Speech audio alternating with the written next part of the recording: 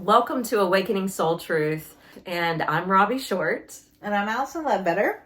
We're glad you're joining us today. We are... Two fiery redheads. Yep. Soul sisters, spiritual teachers, and we're opening up conversations regarding anything based on philosophy, metaphysics, and spirituality. So today I'm going to tell you my story of how I became a medium. And it certainly wasn't something I thought about when I was a child. I didn't say, hey, I want to grow up and talk to dead people and be a medium. Right? That didn't happen. That wasn't there at all. Let me set the stage for you. I learned Reiki when I was 20. When I was still in college, I learned it kind of as a fluke. And it was just a great self-healing tool. So you learned Reiki for yourself. Yes. And you never practiced on anybody else? I didn't practice on anybody else. Wow. Okay. Yeah, when I first learned Reiki, it literally became my tool to navigate the spiritual world. Coupled with, I started going to church because things in my world were shifting so much. And I didn't have an explanation for it. My dad is a lawyer and my mom has a PhD in health education. She ran her own company and she taught at the university. So I have a pretty logical education-based childhood and early 20s. And something inside of me just starts stirring and waking up. So I learned Reiki, and then I actually joined Unity Church, which is a Christian thought center. It's more like the metaphysical approach to Christianity. Mm-hmm. And I actually become a chaplain. So I'm a chaplain. I am learning all about the metaphysics of the spiritual world and the Bible. I'm having pretty intense dreams. And there's this part of me that is 20 and still partying and being a college kid. So segue to about 24 and I decide I'm going to go to massage school. I graduated from college and I go to massage school because I want to know if people can actually heal with their hands. And it was kind of a part split off from like, well, I've been doing this Reiki. Can this actually work? Is this actually like a real thing? And I go to massage school and I'm definitely starting to open up and I'm Boulder School massage therapy, learning great techniques and healing with my hands through massage and through the energy work. Come Halloween, I actually was dressed up for Halloween and I got a call from my mom. And my mom had breast cancer and had been in remission. And she called me and she said, I've got some spots on my lungs and it might be this Ohio River Valley disease or it's the breast cancer is metastasized. And it was instant. I knew she was going to be dead within the year. I just knew with all of my being.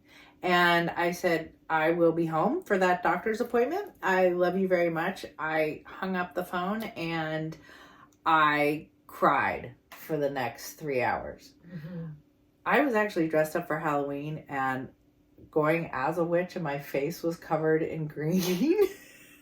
And I cried and all of this green makeup soaked down into my shirt and just ruined all of my clothes and a set of sheets and everything. So that was kind of the first really big psychic moment where there wasn't a doubt in my head at all. So I moved back to Cincinnati and I spent the next 10 months taking care of my mom and loving her and giving her Reiki and massage and kind of healing and moving through steps with her as she approached crossing over. One of the most magical moments for me was being brave enough to say to her when I was giving her Reiki and I could sense that there were a lot of people around us. I said, Mom, are you talking to your brother or your dad who are both deceased? Mm-hmm. And she said, oh yes, Troy is standing right there. And I was like, we're really close. That to me was like, she is moving in and out of touching the other side, and she is talking to her brother and isn't knowing the difference between her brother who's passed away and the brother she's experiencing. So I was like, okay. And that was kind of my cue to, I called her sisters and brothers and had them come in, and we kind of had a beautiful last 7 days of her life. And that's very normal for people on the brink of dying to experience that other realm, because my grandmother talked about my grandfather seeing his family members, and then I was taking care of my grandmother during her dying days, and she was equally seeing her twin brother, her sister, her late husband. Yeah. I think a lot of people have heard that. Yeah. And those are those whispers of there is existence beyond what we can see. Yeah. In a very big way. My mom died after 10 months of the diagnosis of this, the second round of cancer. And during her wake, my dad and I were standing there receiving just hundreds and hundreds of people. She was a very well-known, beautiful woman, and hundreds of people came to her celebration of life. We called it a celebration of life, not a wake.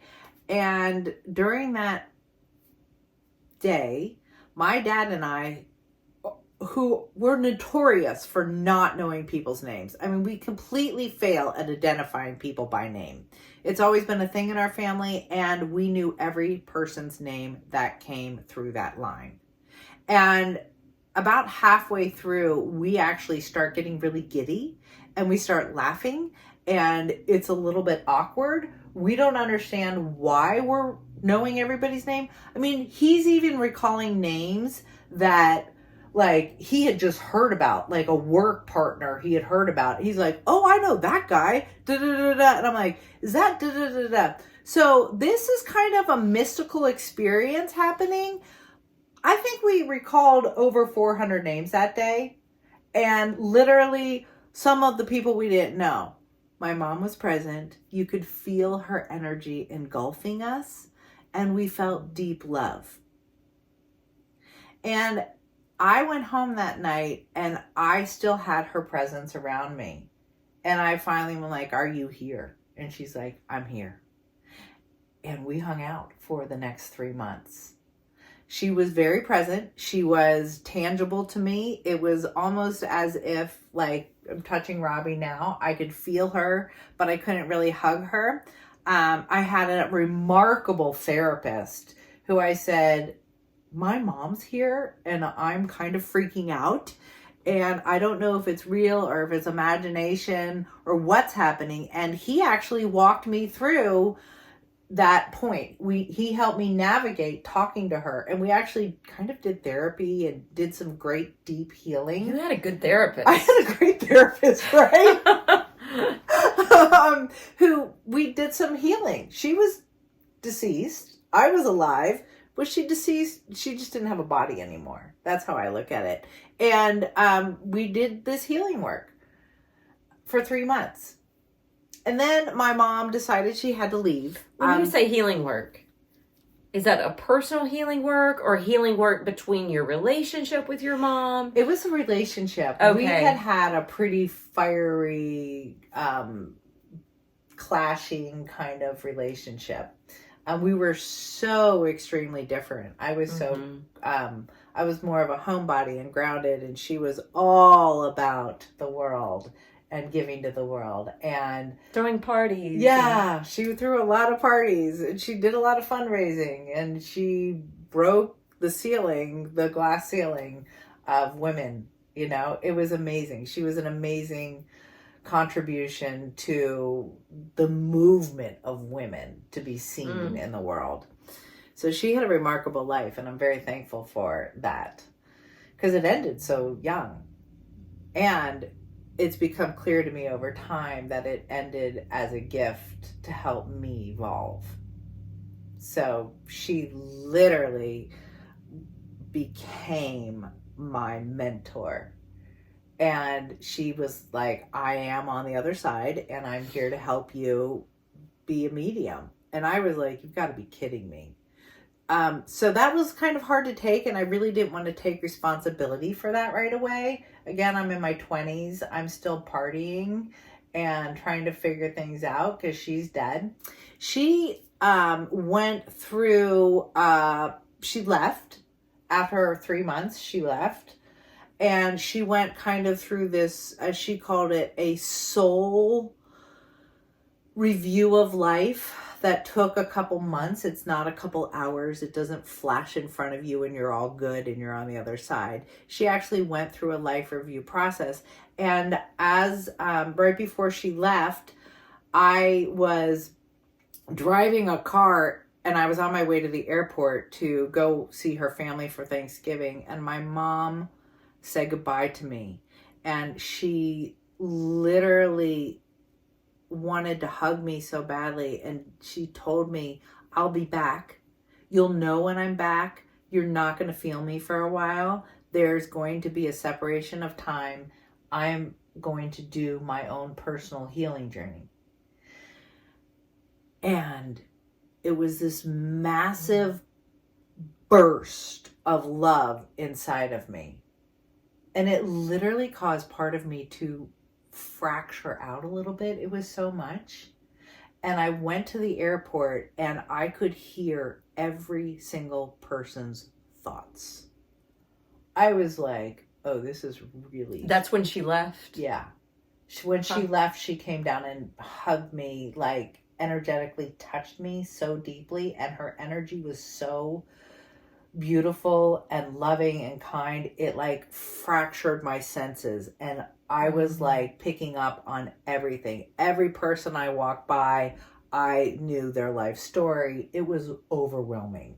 When I was in the airport, I knew two things were happening. One, I was having a schizophrenic moment, being able to hear and feel all these different realities and things. And I just decided to hang on.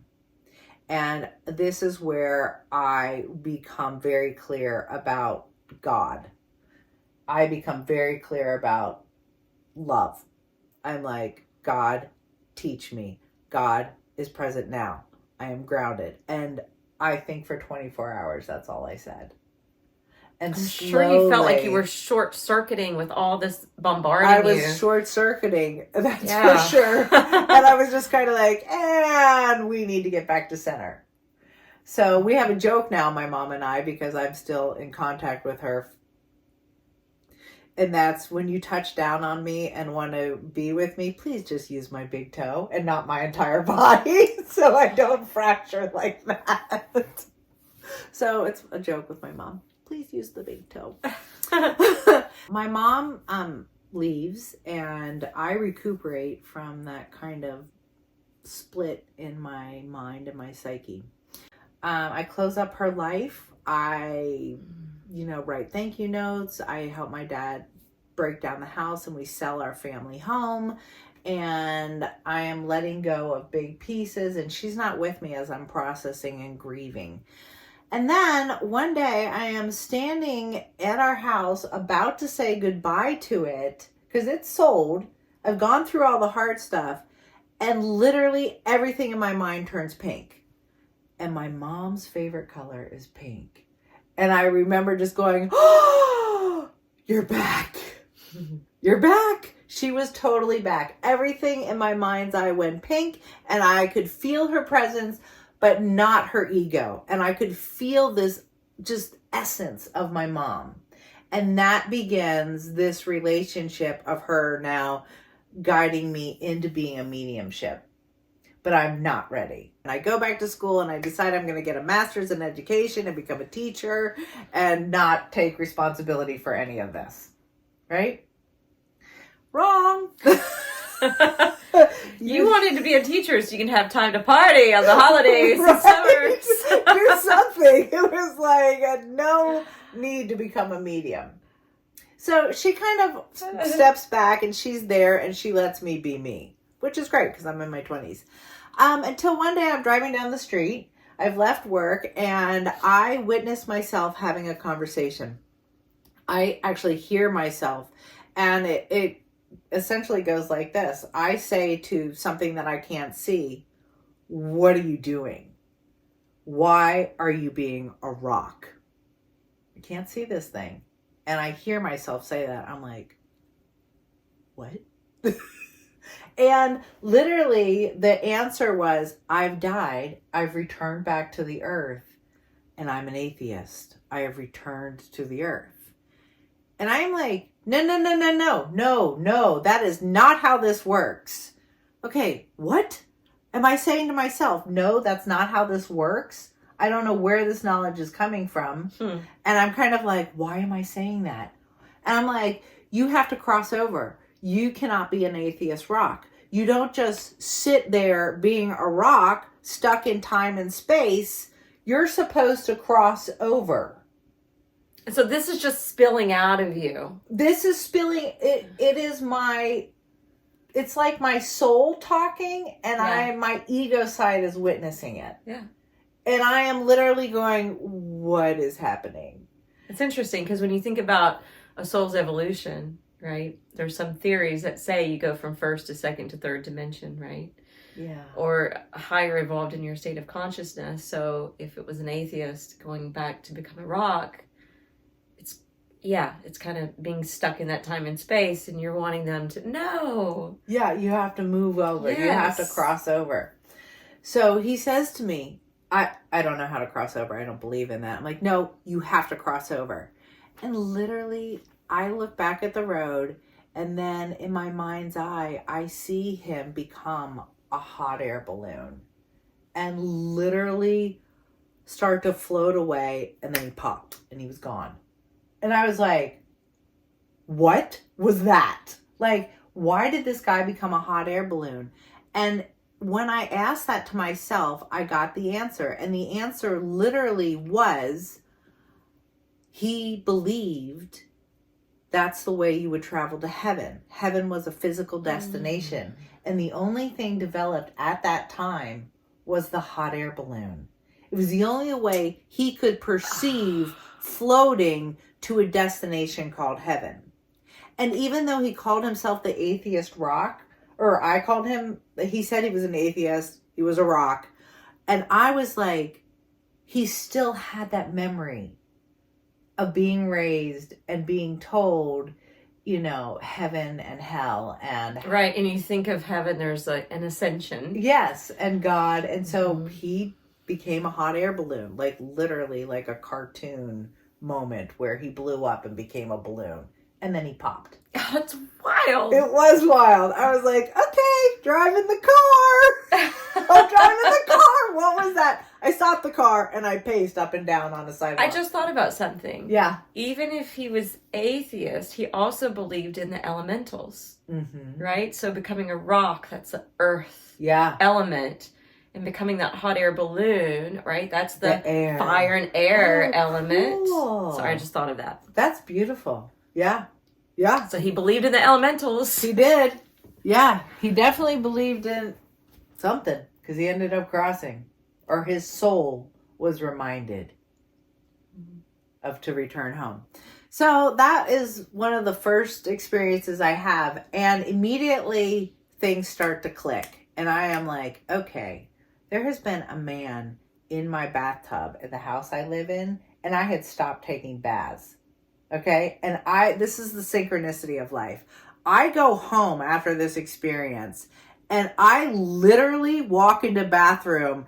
I can't see this, and I'm like, who are you? And why are you in my bathtub? Because okay, let me back up. So you couldn't see him. I couldn't see him. You just felt that there was a man in the bathtub. I felt there was a presence in the bathtub, right?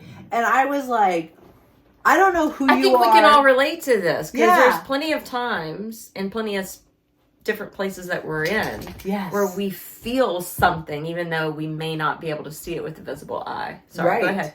It's true. You have a sense that something's there. And this kind of gave me the courage to address it, to speak out loud. I don't know why you're in my bathtub. I know something's in there. What is it? And literally, again, wisdom and knowledge as we talked before about learning how to be psychic comes suddenly, and it's like a sudden knowing. And I knew it was a fireman that had committed suicide. And I was like, you can't stay in this form. You truly need to cross over to the light. And there is no judgment. Okay, again, I have this immediate realization coming out. There's no judgment. So 2 things have happened within 24 hours. One, you have to cross over. There's a bigger system out there than you being an atheist. And 2, there's not judgment. You are free to be loved. And these become very powerful tools that I still use today. And free, I'm thinking about the fireman now, free to go forward without holding on to the pain. Yeah. Yeah. Because if his soul was still stuck in the bathtub, It was. he was stuck in the pain. He was stuck in the pain. And he was stuck being a ghost. It's fascinating. Yeah. And he did not really move on from that moment of suicide. Mm-hmm. You know? Luckily, I did not visually see the vision of somebody who committed suicide, but I could feel the sadness and the pain. Mm-hmm. And that's when my heart just kind of opened and I was like, you're just loved and it's okay. So here I am evolving. Again, this is not what I imagined when I was a child. I'm going to grow up and be a medium. But I am talking and have started talking to dead people. The prayer, God Teach Me, is really coming through. I get a book called Conversations with God. Oh, I remember that book. Yeah, that really liberated me also. Yeah. So I was like, I'm starting to get tools. Things are coming to me. Things are starting to make sense. And I've decided I need to become a minister. I think the best way to handle all this and to kind of not sound crazy to the rest of the world is to actually be a minister. And I'm going to go off to Unity. Either direction, you're showing the way. Oh, well, sorry. There you go. Yeah. I'm going to go to Unity. It's a Christian-based metaphysical version of studying religion or the Bible. It's more, and I've only been to Unity a few times, but it's more based in spirituality versus scriptural readings. Absolutely. Right? Okay. Like the metaphysical approach to it. Yeah. Very not so much literal, more. Yeah, not so literal at all. So while I'm there, again, my mom is kind of lingering here in the background. I'm starting to let go of the partying phase. I'm starting to let go of people in my life. I am kind of stepping into this role a little bit more because now I'm going to become a minister. When I was at Unity taking classes, I took a walk. It's a very spiritual place. And on this walk, I have this huge spiritual experience. The first thing I start to notice is tons of snakes in the riverbed. And those were real. And the riverbed was about 6 feet below where I was walking on a path. And when I say tons of snakes, probably about 12. Whoa. Snakes sitting out. And snakes mean... transformation. Yeah. The Native Americans believe it as transformation. It's not like... Or sexual energy. How sexually active are you? I'm just kidding. We won't go there. Let's get serious. So I see all these snakes and I was like, wow, that's really unusual. I'm walking along. And I start to notice kind of like faces of Native Americans peeking out at me. And I'm like, what is happening? I notice more. And then they start coming out and lining up. And I'm like, what's happening? Why are you all surrounding me? And I just could feel this presence of being honored. And I remember asking him, like, why are you honoring me? Like, why are you here? I felt completely safe. I felt deep love from them and an honoring. And I never felt anything like that before. And they said, literally, they said, you are a healer. You will lead our people to freedom. And I was like, what? And I literally started to walk into my power. The first thing I noticed was a massive jaguar showing up to my right. I was like, now I'm crying because I'm releasing and I'm remembering this feeling of being a healer. And this second jaguar appears on my left, and this massive staff shows up in my hand. Now, all of this is happening kind of in a different dimensional field, but that field is overlaid on my physical body, and I am literally experiencing 2-dimensional realities at the same time. There's not a lot else to say about that. I'm curious. Yes. Because were you in Colorado at this time or Ohio at this time? No, I was at Unity training to be a minister. Which is? In Kansas City, Missouri. City. Interesting, okay. Yeah. Not that matters, but I was trying to put it in my... It does matter in the fact that it was a spiritual center and there was lots of prayer there. And it was a place of love and devotion, and the energy was there. And we'll get to this in another episode, but this is the first time I've heard that story about the Native Americans saying, you're going to help to free us. And we had an amazing experience in Sedona, Arizona last year that we'll talk about in another episode. Yeah, but to me, what they said to you in that moment was part of the fulfillment last year. So that's 20-year time span. I was 28 when that happened, and last year I was 51. So it took that many years. So I'm blown away at the moment. Okay. I'm still blown away by how all this happened. My soul awakening, basically.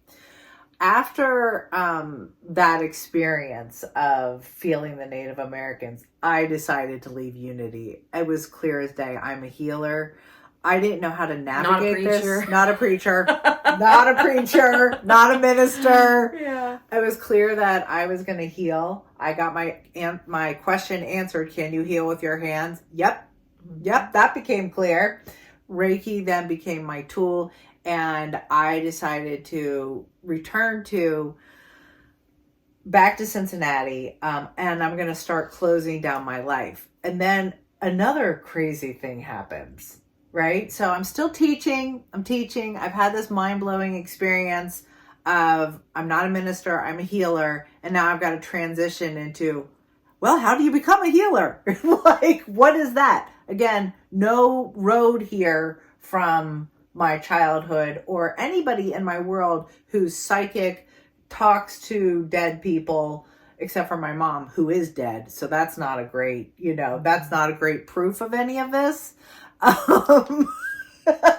much as I love her, it's like, okay, but you're dead. So this isn't helping me build a foundation of sanity. Right? Oh my gosh. So, I meditate now on a regular basis, and I meditate every morning before I go to work. And every time I'm meditating, I keep hearing this, go to Canada, go to Canada. And I'm like, I'm not going to go to Canada. This is not a thing. I'm not going to Canada. I'm going to get up and I'm going to go to work. I'm going to open up the school and I'm going to go to work every day. Finally, I pull out a map and I go, fine, where am I going to go in Canada? And I take my finger and I literally go, bam, Pincher Creek, Canada. Okay, anybody ever hear of that? No. Right? No. I've been to a lot of places in Canada. I've never, where is this? Okay, it's like 2.5 hours south of Calgary. Okay, I've been to Calgary. I can map that. So just drop down a little bit in Alberta, Canada. Okay. So I'm like, okay. So I go to school because, again, I've meditated before school. I get up, I go to school. I'm now thinking I'm going to go to Pincher Creek, Canada. I need a travel book, a guidebook, because we don't have phones back then and you can't go into your maps and look up things, and there's no Google and there's no Safari. So you actually buy a physical guidebook. I remember those. Right? As a flight attendant, if I was ever going to go anywhere, I'd go either get it from the library or a bookstore. Right? Yes. So I go down to the local bookstore, buy this book, and I find Pincher Creek. It is about this big. All I'm hearing in my head, up on Pincher Creek. Sorry. I like to change words to songs. She loves songs. It's like literally this much of a page outside of Calgary. It says go to Pincher Creek's in there, and there's a list for a bed and breakfast. Okay. I call the bed and breakfast. There are 2 hotels. One's a pretty generic one, and one's a bed and breakfast. I'm like, I'm going to go to the bed and breakfast. That's great. Yeah. So I call this guy up, and he answers the phone, and he's not taking me seriously. I'm like, I'd like to make a reservation. He's like, for what? And I'm like, for the bed and breakfast. I'm going to make a reservation and come see you. And that, by the way, this is in 3-week span. I literally say, I'm going to go to Pincher Creek. I get the guidebook, I call this guy, tell him I'm coming, and I book a flight that day. And he's like, okay. I'm like, are you going to take my credit card? Like, why aren't you being serious? Like, what in the world? This is not how we do things. And I'm thinking, all right, it's Pincher Creek. Maybe this is the way they do things. Maybe it's a pretty casual place. Mm-hmm. Okay, so I, 3 weeks later, get on an airplane, go to Pincher Creek, get a cab, arrive at this house, and the guy looks at me. He answers the door. I'm like, is this a bed and breakfast? And you know what he says to me? He's like, you're real? And I'm like, what? He thought his friends were playing a joke on him. So he was playing you. Right. He's like, you're for real? I'm like, yes, I just flew here from Cincinnati, Ohio to stay in your bed and breakfast. He's like, what are you talking about? And I showed him the guidebook. He's like, that's my phone number.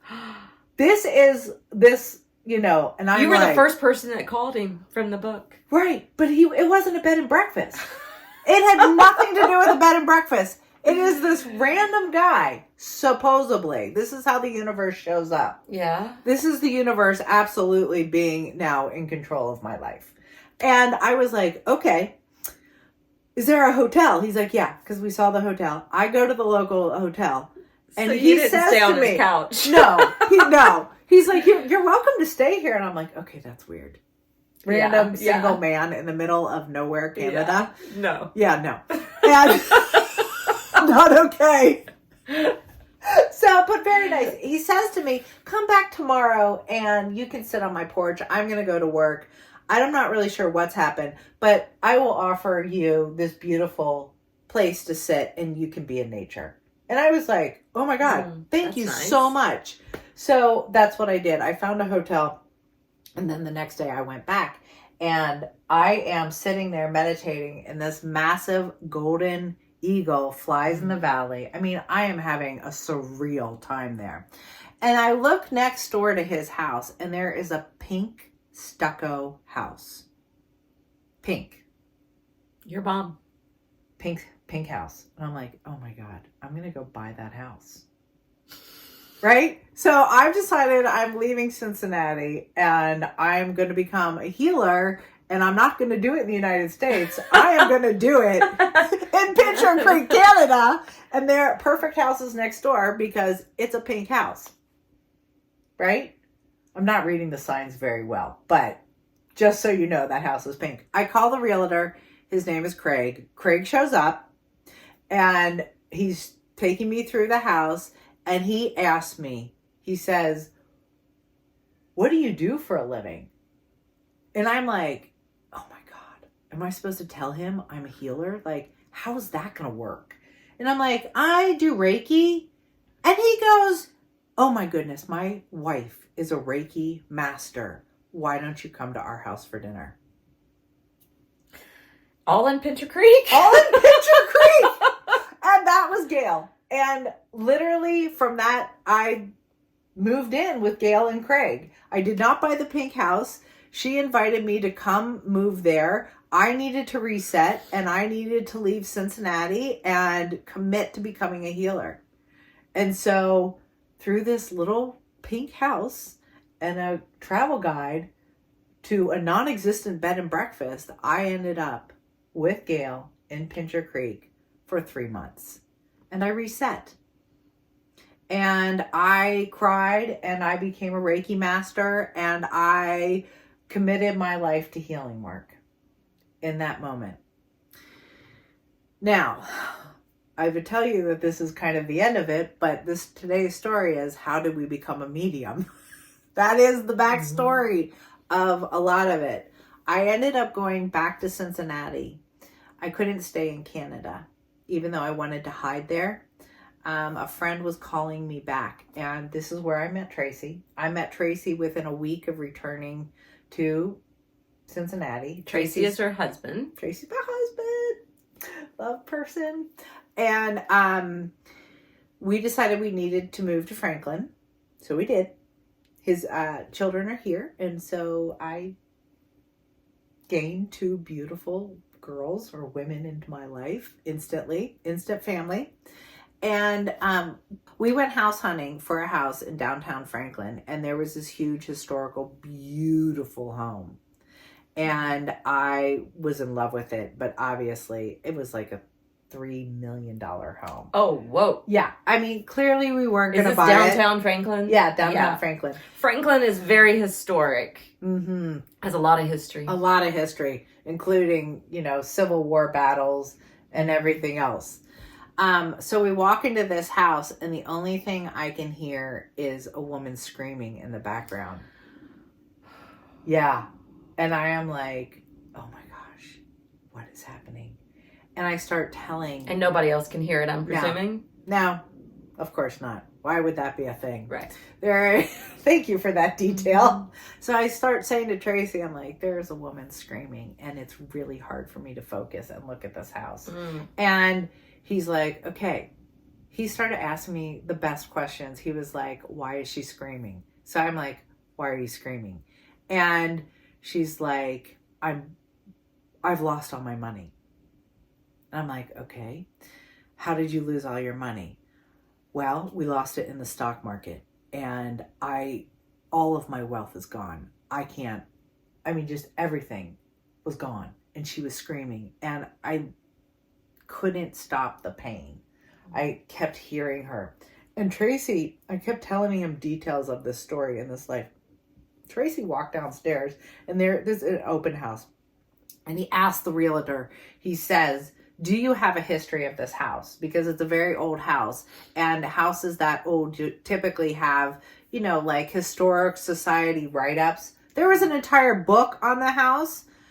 Tracy asked for the book. He opened it up, and he read about one of the owners. The person who built the house went broke and lost all their money in the stock market.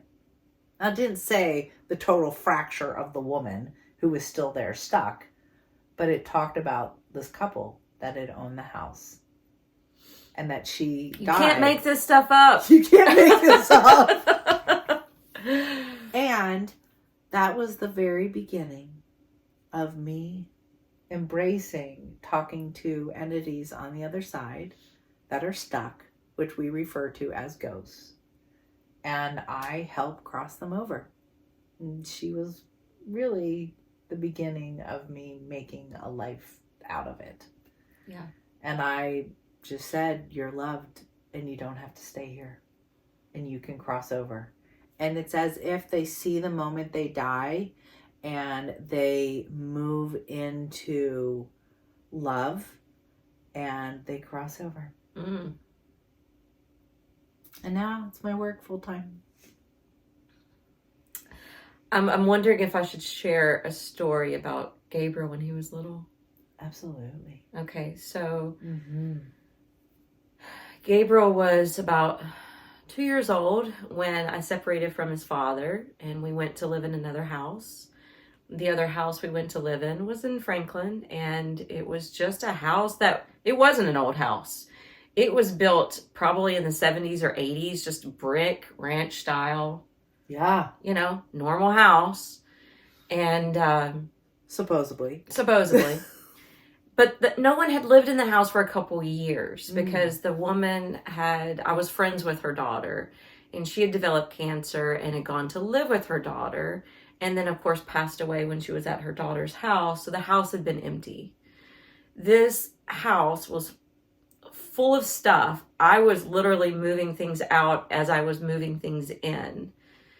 And I noticed at various times in the first several months of living in the house that the back bedroom door would open and close when the air was not on and there was no windows open. So there wasn't any air circulating, but I noticed it. And then when we would be in the living room at the back in Gabriel's bedroom, his toys would start playing randomly. Oh. And again, we're up front, Right. So I felt like there was a presence in the house, and I never said anything to Gabriel. But there were times where Gabriel would not go into the back of the house by himself. He would freak out. It had a glass door, behind the front door. And anytime I would go out just to run and get the mail, I'd have the wooden door open and the glass door would be closed, and Gabriel would be watching me out the glass door, and he would freak out. He did not want to be in that house by himself. Right. And he was at the stage like a lot of toddlers where you have to lie with them to go to sleep until they go to sleep, and then you sneak out of the bedroom. And he would say to me, "Mom, there's a baby flying around with pink wings." And he would tell me that almost every night. And I'm very open. Yeah. And so I would say, well, maybe that's your guardian angel. Is the baby smiling? Yeah. And I'm like, you don't have to be scared of the baby. And I was kind of thinking maybe it's a cherub, maybe it's a guardian angel, and talk to him about it. But anyway, another day we were hanging out in his bedroom. It was first thing in the morning. It was a big window. There was no blinds, no curtains, no anything. Okay. We were playing blocks in his bedroom floor. And he looks over at the door to the hallway, and he jumps in my lap, buries his head in my chest, and he's scared. He's scared. And he's like, "Tell that man to go away." I'm like, "What man?" Because I didn't see a man. And he said, "The man standing in the doorway," and he refuses to look. And I'm like, "What does he look like?" And he explained what he looked like. And I said, I guess I was trying to figure out, is it friendly or not? Because I said, "Is he smiling or trying to talk to you?" He says, "No, he's not smiling. He's just staring at me." Oh, that's not a good sign. So I told Gabriel, I was like, "I believe you. Let's tell him together, go into the light. There's peace there." And so we said that. And then Gabriel said he went away. Well, that night when Gabriel went to bed, I got out the sage. I went through the entire house. Every corner of the house saying, and I didn't know what to say because I didn't know anybody like you who could talk or see the other side. You're actually the first medium. Like, I've talked to psychics in the past and that sort of thing, but not a medium. And I didn't really know what to do. While I was saging, I was saying, "In the name of the Father and the Son and the Holy Spirit, be gone. Please go into the light. There is peace there. We do not want you here. You are not welcome here. You are loved. Return back to the light." And I just said that over and over in the house, and we never had another incident. The door never opened and closed on its own. Nice. We never had music singing. He never said another word, but get this, at the end, when we were moving out of the house, and we were there for 2 years, when we were moving out of the house, the neighbor called me over. My friend had never told me any of this history about the house. Maybe she didn't know because it didn't involve her mother. But the neighbor called me over and said, "Now that you're moving, I want to tell you about the family that lived there before your friend's mother." Oh my gosh. I'm like, "Okay." And I sat down because I knew I needed to sit down because I had a feeling where it was going. We sat and we were in rocking chairs. And she's like, "Okay, there was a family that lived there that were super religious, who had a teenage daughter who got pregnant And they wouldn't allow her to go to school. They wouldn't even allow her to go to church because they didn't want anybody to know. She knew because she was the nosy neighbor. Right. And she would see the girl coming and going, coming to get the mail or going out to the backyard. So she knew the daughter was pregnant. Well, when the daughter went into labor, they did not take her to the hospital. She had the baby in the house, in the back bedroom. She had a baby girl. Oh my gosh. The baby girl unfortunately passed away because of the fluid got choked her, through the birth. The baby did not survive, which makes me think of the baby with pink wings. Absolutely. And then she said 6 months later, the father died of a heart attack in the house. Wow. Which made me think that's the man that Gabriel saw in the house. I think this is absolutely true. So, two things. One, the pink wings. You won't always see a baby that's crossed over flying around. That was your son's easiest representation of almost like, I see that baby flying, right? Mm-hmm. And these are the symbols that are really real as we allow that information to come through our physical bodies. So he's seeing and experiencing something he can only describe to you as a baby flying with pink wings, like a cherub. And then the heart attack being a broken heart. Yeah. And not being able to cross over. But he thought he was condemned because of his daughter. Yeah. I felt like when she told me the story, I felt like he was so guilt-ridden. Yeah. Yeah. What an amazing story. Yeah. It gets us back to the point that there really are ghosts. Well, that made me everywhere. A believer in ghosts. Yeah. Because up until that point, I was open to there might be. I don't know. Right. But to me, believing my child and seeing the fear and seeing and hearing what I was experiencing in the house, that point made me a believer. Absolutely. I could totally understand that. Beautiful. Yeah. Well, eye-opening. Maybe not beautiful, but eye-opening. Shall we meditate? Yes. Let's meditate. One of the affirmations we'll use today is God teach me, because that's the tool I had to use to move through all this awareness happening without any person guiding me. Another one that I would like to use is actually an Ananda affirmation that we use for a particular pose called Konasana. Mm-hmm. It's the wide angle pose. But it's the affirmation is, I choose to accept everything that comes my way as an opportunity for more growth. Yeah, that's beautiful. When you're experiencing something that's unknown. Yeah. And needs to unfold. Yeah, I think that's a good affirmation to turn to. Absolutely. I accept this experience or this opportunity as a chance to grow. And then we'll move back into God teach me. I am open. I am willing. God teach me. Yeah, beautiful. All right, we'll sit up. Go ahead and begin to center with your breath.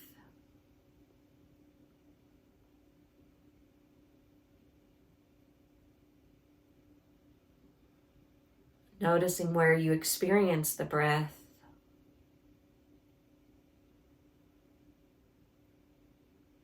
And then developing some conscious control over it.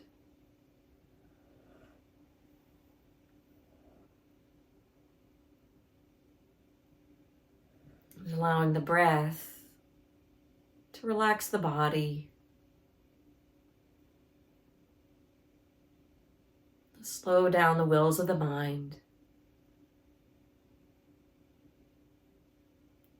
And to anchor us in this present moment of now.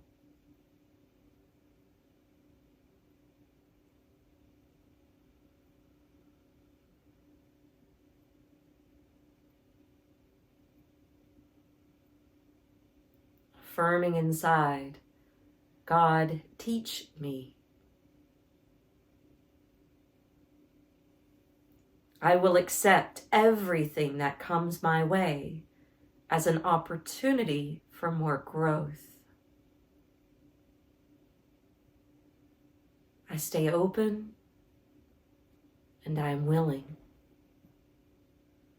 God, teach me.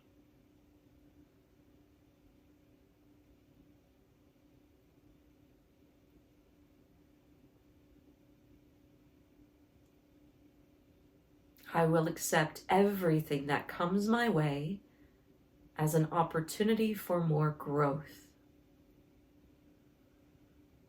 I am open. I am willing. God, teach me. Teach me to be a vessel of your loving kindness.